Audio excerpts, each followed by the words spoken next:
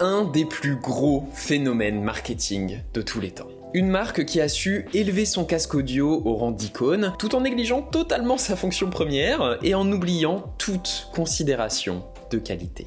Leur succès a été indécent, au point de pousser Apple à les racheter en 2014 et à continuer de développer cette ligne de casque à côté de sa propre gamme de AirPods, jusqu'à en faire, non pas des alter-ego, mais des alternatives, que vous devriez peut-être considérer. Vous regardez Night Tech, c'est Thomas, et aujourd'hui il faut qu'on parle du nouveau Beats et de son dernier modèle, le Studio Pro, tout de suite après un mot du partenaire de la chaîne, NordVPN.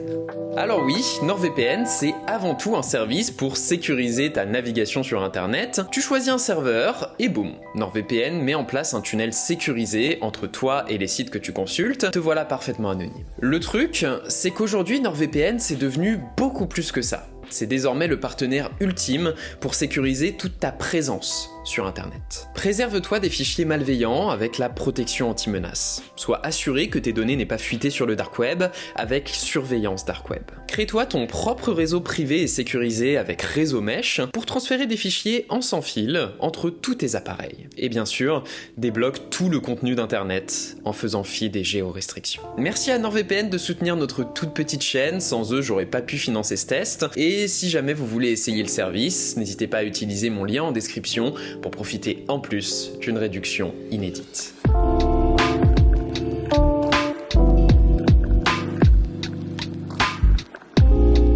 En fait, le Studio Pro est assez symptomatique de la nouvelle approche d'Apple avec Beats, qui positionne ce casque avant tout comme une référence en matière d'expérience utilisateur, en le dotant d'un maximum de fonctions des AirPods. On a droit à l'appairage instantané, au switch en un clic de votre iPhone à votre Mac à votre Apple TV, à toutes les petites animations et icônes spécifiques au casque directement dans le système, un petit détail que j'adore personnellement, à l'accès au réseau localisé d'Apple, à la même gestion des modes transparence et réduction de bruit active qu'avec les AirPods, à l'audio spatial personnalisé pour votre audition, et même avec le suivi de la tête. L'effet est vraiment là, c'est super sympa pour aller avec une Apple TV. Je recommande. Bon, après, certes, toutes les fonctionnalités des AirPods ne sont pas là. On n'a pas de mise en pause automatique de la lecture quand vous retirez le casque déjà, bon.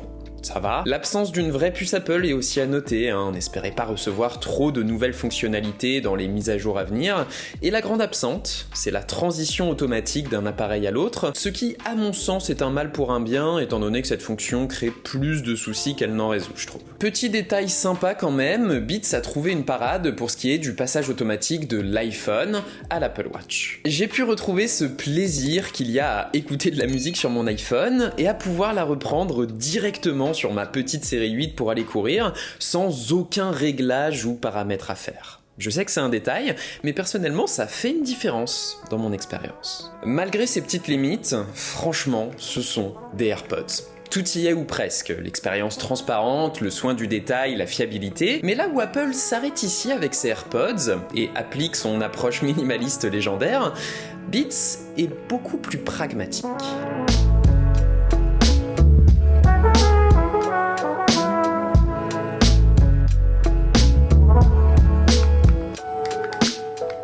En plus de ce set de fonctionnalités typé AirPods que tu vas utiliser tout le temps, Beats se propose aussi pas mal de bonus non négligeables. Alors oui, le Studio Pro est avant tout pensé comme étant un casque sans fil, avec une autonomie solide qui m'a tenu facilement 3-4 jours d'écoute, avec 4 ou 5 heures de lecture par jour. Cependant, en extra, il profite d'une sortie jack, pour une bonne vieille lecture analogique ou pour quand vous prenez l'avion, et il dispose même d'une sortie audio par le port USB-C du casque, merci mon Dieu, qui devient alors compatible avec l'audio lossless. Sympa pour Apple Music.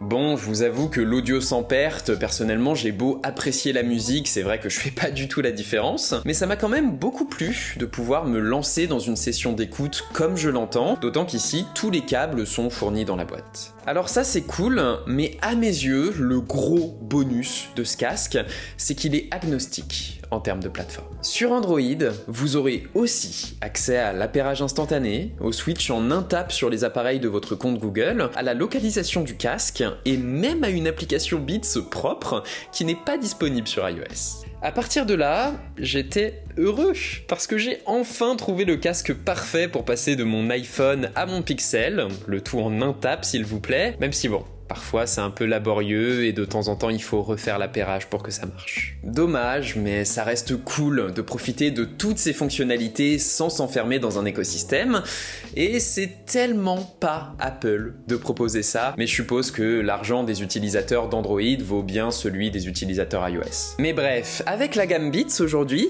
Apple propose un savant mélange de fonctionnalités des AirPods et de bonus notamment destinés à aller séduire les utilisateurs d'Android, ce qui rend les écouteurs de cette gamme particulièrement attractifs, que ce soit en termes de fonctionnalité ou de tarifs. Les Studio Buds Plus talonnent les AirPods Pro pour le prix des AirPods normaux, et ce Studio Pro vient s'insérer entre les AirPods Pro et Max avec un tarif premium de 400€, mais à des lieues des 630€ des AirPods Max, pourtant moins riches en termes de fonctionnalité.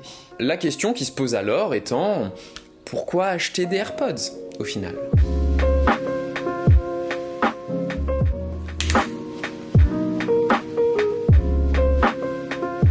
En fait, ce qui vient limiter le set de fonctionnalités des AirPods, comme toujours avec cette marque, ce sont des produits avec un fort parti pris, qui est ici celui de faire passer les fonctionnalités de l'écosystème, le design et globalement l'expérience premium avant tout. Et sur ces points-là, les AirPods restent, et resteront sans doute toujours, bien meilleurs. Niveau audio déjà, logiquement on est sur une gamme en dessous des AirPods Max avec ce Studio Pro. Le mode réduction de bruit actif du Studio Pro est efficace, légèrement moins que celui du Max, et c'est surtout sur le mode transparence qu'il me paraît bien moins naturel que ce que peuvent proposer des AirPods. Niveau son par contre, contrairement à sa réputation, Beats est devenu très bon. Les basses sont mises en avant mais pas exagérées, les fins détails sont là, l'audio spatial est beaucoup plus agréable et mieux rendu qu'avec des AirPods Pro, c'est excellent. Ce qui est plus qu'honnête pour ce prix, mais est aussi tout l'inverse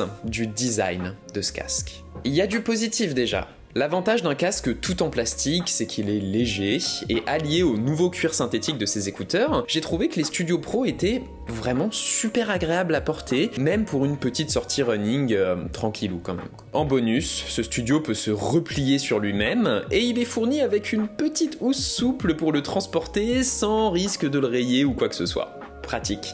Et oui, quand je dis qu'il y a un problème avec le design de ce casque, je ne dis pas que ce casque n'est pas beau. Au contraire, Beats se conserve le design emblématique de la gamme Studio, c'est cool une marque qui sait apprécier son propre héritage, et de loin le Studio Pro a l'air d'être plutôt quali, plutôt bien foutu, mais cette illusion s'effondre dès que tu le prends en main. Ça émet des petits bruits plastiques, un craquement sec dès que tu replies le casque.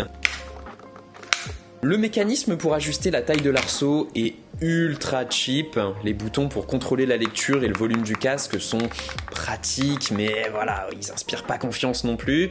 En termes de design industriel, je trouve qu'il y a une forme de malhonnêteté dans cette approche, dans le fait de prêter attention uniquement à l'esthétique de ton produit, pour qu'il rentre bien sur ta boutique en ligne, j'imagine, mais pas du tout à la qualité de sa construction. Et au-delà de ça, le design, c'est même pas que l'esthétique, c'est même pas que le choix des matériaux, c'est aussi simplement comment ton produit fonctionne. Et là aussi, le bas blesse. Je trouve ça horripilant sur un casque avec toutes ses fonctions modernes de devoir penser à l'allumer et à l'éteindre après chaque usage. Sérieux, je ne compte plus les fois où j'ai vidé sa batterie parce que j'avais oublié de l'éteindre, ou alors les fois où j'essayais de m'y connecter sans me rendre compte que je l'avais pas encore allumé. C'est dommage, d'autant que Beats gérait beaucoup mieux ça sur son précédent Solo Pro. Déplié, le Beats Solo Pro est allumé, et replié, il est éteint. Ça, c'est un bon design, c'est fonctionnel, ça rend ton produit compréhensible plus facilement par son utilisateur, et c'est là-dessus que Beats aurait dû se concentrer avec le Studio Pro en embauchant un bon designer industriel, plutôt qu'un consultant qui était visiblement un designer de mode, ce qui n'est vraiment pas la même approche. Finalement, c'est un peu Beats qui retombe dans ses travers historiques, ce design. Le truc, c'est que malgré tout ça, en me remémorant les 3 dernières semaines que j'ai passées avec le Studio Pro et en ayant le Solo Pro et les AirPods Max à côté, c'est le Studio Pro que j'ai instinctivement mis dans mon sac à dos tous les jours parce qu'il ne prend pas de place. C'est lui que j'ai porté toute la journée grâce à son confort. C'est lui que j'avais envie d'avoir à mes oreilles pour son rendu audio et son annulation des bruits. Et c'est lui qui a pu tranquillement remplacer mes AirPods grâce à son expérience. Alors oui, il n'offre pas le luxe des AirPods Max, mais c'est aussi pour ça, pour ses choix plus raisonnables, que le Studio Pro a fini par devenir mon nouveau casque de référence, et qu'aujourd'hui, je pense pouvoir vous le recommander. Vos prochains AirPods devraient peut-être venir de Beats.